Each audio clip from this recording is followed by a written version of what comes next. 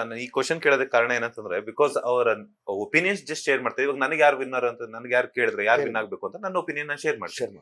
ಅವರ ಅಭಿಪ್ರಾಯಕ್ಕೆ ನಾವು ರೆಸ್ಪೆಕ್ಟ್ ಕೊಡ್ಬೇಕಾಗುತ್ತೆ. ಅದನ್ನ ಬಿಟ್ಟು ಪರ್ಸನಲ್ ಆಗಿ ಹೆಂಗ್ ಸಿಗ್ದಂಗೆ ಟ್ರೋಲ್ ಮಾಡುವಂತದ್ದು ಏನಕ್ಕೆ ಅಂತ.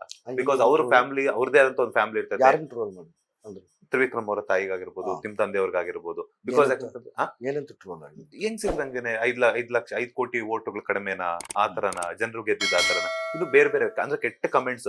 ಇವಾಗ ಏನಾಗ್ತದೆ ಅಂತಂದ್ರೆ ಸಿಕ್ಕಾಪಟ್ಟ ಸಣ್ಣ ಪುಟ್ಟ ರೀಲ್ಸ್ ಮಾಡ್ಕೊಂಡಿರ್ತಾರಲ್ಲ, ಅವರವರ ಒಂದು ಪೇಜಸ್ ಪ್ರಮೋಷನ್ಸ್ಗೋಸ್ಕರ, ಅವರವರು ಫೇಮಸ್ ಆಗೋದಕ್ಕೋಸ್ಕರ ಈ ಒಂದು ವಿಚಾರ ಅಂದ್ರೆ ಜಾಸ್ತಿ ಲೈಕ್ಸ್ ಬರುತ್ತೆ, ಜಾಸ್ತಿ ಶೇರ್ಸ್ ಆಗುತ್ತೆ, ನನ್ನ ಪ್ರೊಫೈಲ್ ಒಂದಷ್ಟು ಫಾಲೋವರ್ಸ್ ಬರ್ತಾರೆ ಅನ್ನೋ ಒಂದು ಕಾರಣಕ್ಕಾಗಿರ್ಬೋದು. ಸೊ ಈ ಒಂದು ಸ್ವೈಪ್ ಮಾಡಬೇಡಿ, ಈ ವಿಡಿಯೋ ನೋಡಿ ಹಿಂಗ್ ಹೇಳೋರೆ ತ್ರಿವಿಕ್ರಮ್ ಅವ್ರ ತಾಯಿ ಅಥವಾ ಮಂಜಣ್ಣ ಅವ್ರ ತಂದೆ ಈ ತರ ಅಂತ ಹೇಳ್ಬಿಟ್ಟು ಅವರವರ ಸ್ವಾರ್ಥಕ್ಕಾಗಿ, ಅವರವರ ಸ್ವಾರ್ಥದ ಪ್ರೈಜ್ಗಳಿಗಾಗಿ ಬೇರೊಬ್ಬರನ್ನ ನಿಂದನೆ ಮಾಡುವಂಥದ್ದು. ಇವಾಗ ನಿಮ್ಮ ಒಪಿನಿಯನ್ ನಿಮ್ಗೆ, ನಾವು ಶೇರ್ ಮಾಡುವಂತ ಒಂದು ಸ್ವಾತಂತ್ರ್ಯ ನಿಮ್ಗೆ ಇದ್ದಿರುತ್ತೆ, ಹೇಳುವಂತ ಒಂದು ಒಪಿನಿಯನ್ ಶೇರ್ ಮಾಡುವಂಥದ್ದು. ಅದನ್ನ ಬಿಟ್ಟು ಅವ್ರು ಪರ್ಸನಲ್ ಆಗಿ ತಗೊಂಡು ಹೇಳುವಂಥದ್ದು ಏನಿರುತ್ತೆ. ಯಾಕಂದ್ರೆ ನಿಮ್ಮ ತಂದೆ ತಾಯಿ ನಿಮ್ಮ ಕಷ್ಟಗಳನ್ನ, ನಿಮ್ಮ ಏಳು ಬೀಳುಗಳನ್ನ ನೋಡಿರ್ತಾರೆ.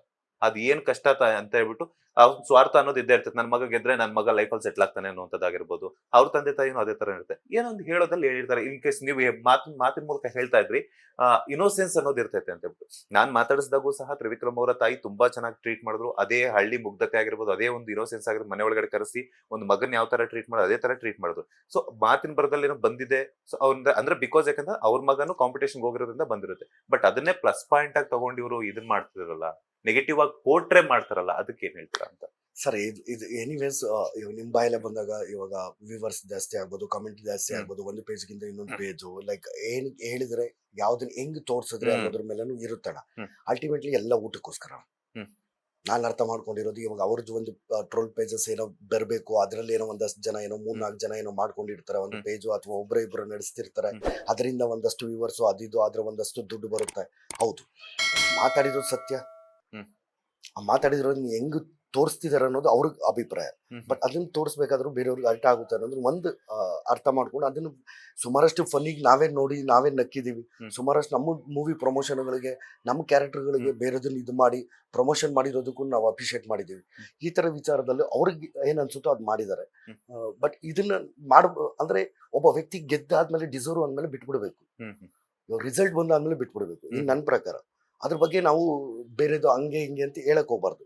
ಅವ್ರವ್ರ ಬುದ್ಧಿಗಳು ಇದ್ದಂಗೆ ಅವ್ರವ್ರು ಹೇಗ್ ಇರುತ್ತೋ ಅವ್ರವ್ರು ಹೇಳ್ಕೋತಾರೆ. ಅದು ಮಂಜು ಅವ್ರ ತಂದೆ ಅಂತ ಗುರ್ತಿದ್ದು, ಮಂಜು ಅವ್ರ ತಂದೆ ಅಂತ ಗೊತ್ತಾಗಿದ್ದಕ್ಕೋಸ್ಕರನೇ ಮಂಜು ಅವ್ರ ತಂದೆ ಮಾತಾಡಿದ್ದು ಇಷ್ಟ ಆಗ್ತಿದೆ.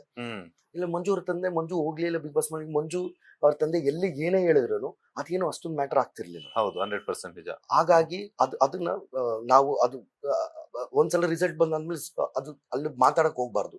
ಅದು ನಮ್ಮಿಂದ ಬಂತು ಅಂತಂದ್ರೆ ಇನ್ನು ಅವ್ರು ಎಕ್ಸ್ಟ್ರೀಮ್ ಲೆವೆಲ್ಗೆ ಏನ್ ಬೇಕಾದ್ರೂ ಟ್ರೋಲ್ ಮಾಡ್ಕೋಬಹುದು, ಎಕ್ಸ್ಟ್ರೀಮ್ ಲೆವೆಲ್ ಏನ್ ಬೇಕಾದ್ರೂ ಇದು ಅನ್ಕೋಬಹುದು. ನೀವು ಕೇಳಿದ ಪ್ರಶ್ನೆಗಳಿಗೆ ಗೌತಮಿ ವಿಚಾರದ ನಂಗೇನು ಅನ್ಸಲ್ಲ. ನೀವು ಏನಾದ್ರೂ ಮಾಡ್ಕೊಳ್ಳಿ, ನಿಮ್ಗೆ ಏನ್ ಸಿಗುತ್ತೆ ಅಂತ ಏನ್ ಮಾಡ್ಕೋತೀರ. ಬಿಗ್ ಬಾಸ್ ಎಲ್ಲರೂ ಎಪಿಸೋಡ್ಗಳು ನೋಡಿದ್ದಾರೆ, ಎಲ್ಲರೂ ಇದಂದಿದ್ದಾರೆ. ನಾವು ಜೆನ್ಯೂನ್ ಆಗಿ ಏನು ಆರ್ಗಾನಿಕ್ ಆಗಿದ್ವೋ ಹೇಗಿದ್ವೋ ಅದು ಕರೆಕ್ಟು. ನಿಮ್ ಮಾತಲ್ಲೇ ಬಂತು ಅವ್ರ ಫ್ಯಾಮಿಲಿ ಅವ್ರು ಗೆಲ್ಬೇಕು ಇದನ್ಬೇಕು ಅಂತ. ಆ ಒಂದು ಎಮೋಷನಲ್ ಅಲ್ಲಿ ತ್ರಿವಿಕ್ರಮ್ ಅವ್ರ ತಾಯಿ ಅದ್ ಹೇಳಿರೋದು. ಯಾಕಂದ್ರೆ ತ್ರಿವಿಕ್ರಮ್ ಅವ್ರ ತಾಯಿ ನಾವು ಒಳಗೇನು ಮೀಟ್ ಮಾಡಿದೀನಿ, ಆಚೆನೂ ಮೀಟ್ ಮಾಡಿದೀನಿ. ಯಾರು ಬೇರೆ ಉದ್ದೇಶ ಇಲ್ಲ, ಬೇರೆಯವ್ರು ಅರ್ಟ್ ಮಾಡ್ಬೇಕು, ಮಾಡ್ಬೇಕು, ಇನ್ನೊಂದು ಮತ್ತೊಂದು ಅವು ಯಾವ ಇರಲ್ಲ. ಬಟ್ ಅದೇನೋ ಬರದಲ್ಲಿ ಒಂದು ಮಾತುಗಳು ಬಂದಿರುತ್ತೆ, ಅದಕ್ಕೊಂದು ಕ್ಷಮೆ ಅನ್ನೋದು ಇರುತ್ತೆ. ಅದು ಹಿರಿಯರು ಯಾರೋ ನಾನ್ ಮಾತಾಡದ್ನ ಅದಕ್ಕೆ ಖಂಡಿಸಿ, ತುಂಬಾನೇ ಖಂಡಿಸಿ. ಆ ತರದಿದ್ದಾಗ ಒಂದು ಹಿರಿಯರು ಅವ್ರ ಹಳ್ಳಿ ಭಾಷೆನಲ್ಲಿ ಅವ್ರಿಗೆ ಆ ಮುಗ್ಧತೆ ಅದು ಗೊತ್ತಾಗಲ್ಲ, ಕೆಲವೊಂದು ಮಾತು ಅದು ಬಂದಿರುತ್ತೆ. ಬಟ್ ಅದು ಬಂದಿದ್ದು ಯಾರಿಗಾದ್ರೂ ಅರ್ಥ ಆಗಿದ್ರೆ ನಾನು ಹೇಳ್ತೀನಿ, ನನ್ನ ಕಡೆಯಿಂದ ಸಾರಿ ಅಷ್ಟೇ. ಲೇಟೆಸ್ಟ್ ಹಾಗೂ ಇಂಟ್ರೆಸ್ಟಿಂಗ್ ಸುದ್ದಿಗಳಿಗಾಗಿ ಬಾಸ್ ಟಿವಿ ಕನ್ನಡ ಚಾನೆಲ್ನ ಸಬ್ಸ್ಕ್ರೈಬ್ ಮಾಡಿ, ಹಾಗೆಯೇ ಬೆಲ್ ಐಕಾನ್ ಪ್ರೆಸ್ ಮಾಡಿ. ಇದರ ಜೊತೆಗೆ ಫೇಸ್ಬುಕ್, ಇನ್ಸ್ಟಾಗ್ರಾಮ್, ಎಕ್ಸ್ ನಲ್ಲೂ ಮಿಸ್ ಮಾಡದೆ ಫಾಲೋ ಮಾಡಿ.